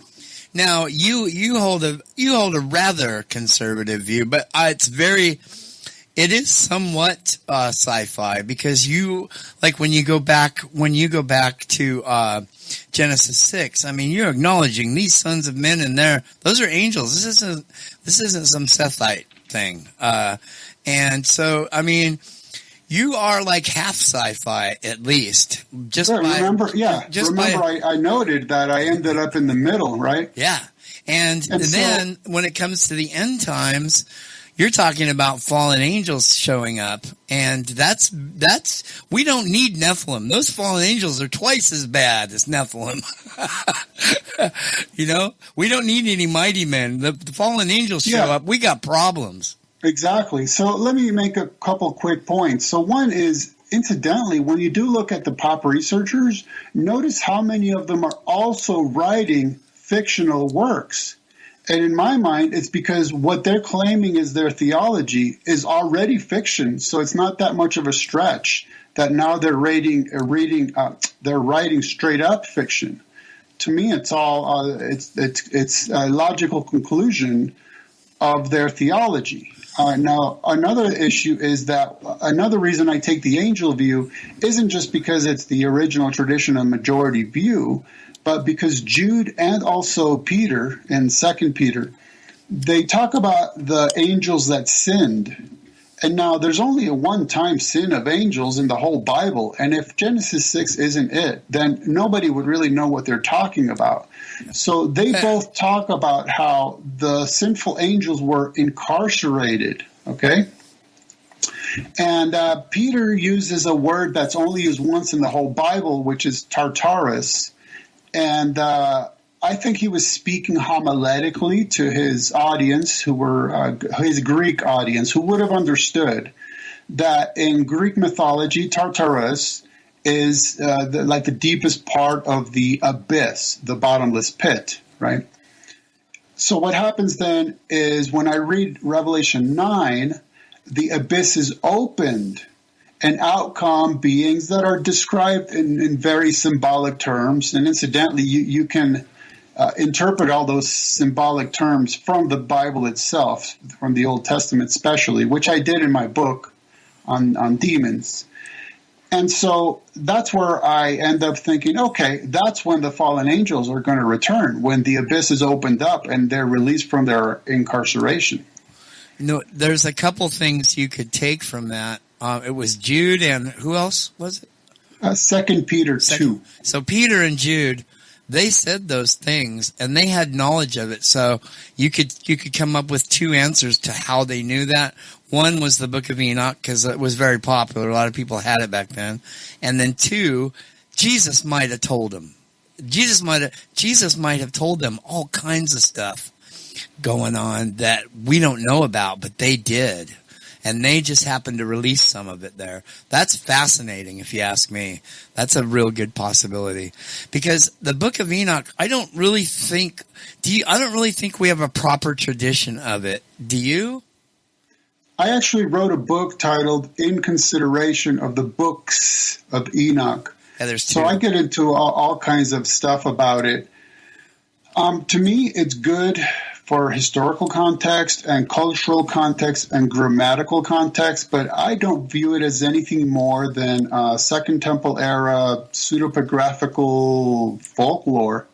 As fascinating as it is, I don't think we should be using it for anything that's like serious theology. And in my book, I actually include an entire chapter about how many times it contradicts the Bible. Now, okay, but Peter and Jude, so they must have gotten that knowledge from Jesus himself. Well, okay, so just because, I'll give you an example. Paul quotes Greek poets. That doesn't mean their poetry was inspired, right? Or infallible. Yes, so, but he's not presenting it as truth. Peter and Jude are presenting it as truth, as history. Well, what Paul was doing is saying, hey, these certain quotations from the Greek poets are true. Right. And it seems like Jude did the same, right? Enoch the seventh from Adam prophesied saying, and then he provides a quotation. But yeah, whether they were influenced by that, and of course, look, when you spend time with another human being like Jesus, the God-man, then yeah, it's like John tells us, there's so many more things Jesus said and did that if we were to write it down, the world couldn't contain the books, right? Right. Wouldn't it be fascinating to get a hold of some of that? Wow. I don't want to wear you out. You got to get back to your family and stuff. I could be here. I do 5-hour marathon sessions. So, I could keep going for a long time, but I don't want to beat you up. Hey, we'll come back maybe and talk about the Book of Enoch or something. Yeah. Yeah. Dude. Anytime. I've hung out with you on other shows. This is the first time I've done a dedicated Iron Show with you, and it's just been great. I've learned so much stuff, and my worldview has been shifted, and I hope the listeners got something out of this, you know.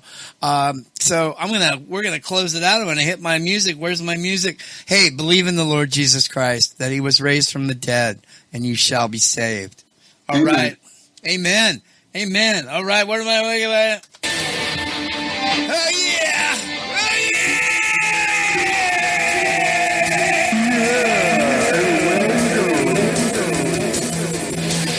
Oh, yeah. I want to thank Bruce Collins. The Iron Show is on the Fringe Radio Network at the behest of Bruce Collins. I want to thank Dr. Future, Peter Goodgame, for early inspiration all those years ago, something like 13 years ago. The Iron Show is almost to the 12th anniversary. Just a couple more months, and we'll be here for 12 years in your ear on that day, August 29th. 2021. Oh, man. Oh, I don't even want to. Yeah. So I want to thank all the listeners. I want to thank Ken Ammi, author Ken Ammi, for being here. It's Truth truefreethinker.com. That's truefreethinker.com. Once again, that's truefreethinker.com. I'm going to give it to you one more time. That's truefreethinker.com. You'll go there. You'll learn a lot. You can hook up with Ken. All right. Hey, until next time, remember, Johnny loves you.